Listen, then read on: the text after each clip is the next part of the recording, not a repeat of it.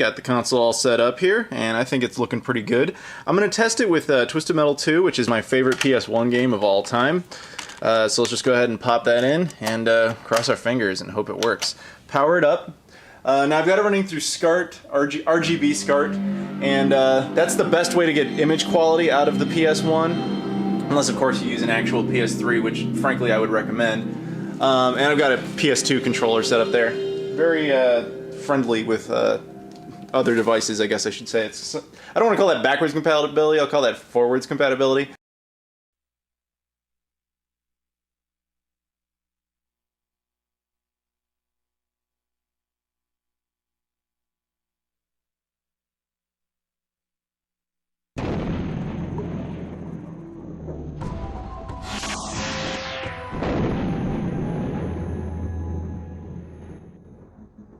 So I've got the PS2 all set up here.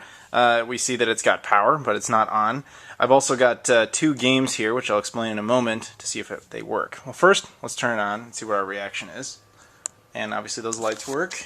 And alright, that's a good sign. And we see that screen. Now you guys have to remember, I never tested this thing, so I have no idea what it's going to do. Well, controllers work, so that's good. Obviously it powers up and the operating system works. No data, but I wouldn't expect there to be. There's no games in there. So, okay, well the eject tray does work, even if it sounds a little funky. Okay, so the reason I'm putting this game in, well, I have two games.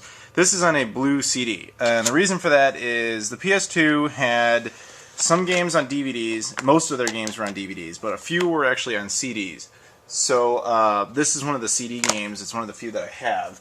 And if it can't read this, it's simply not going to work. Okay, that's good. It read the disc.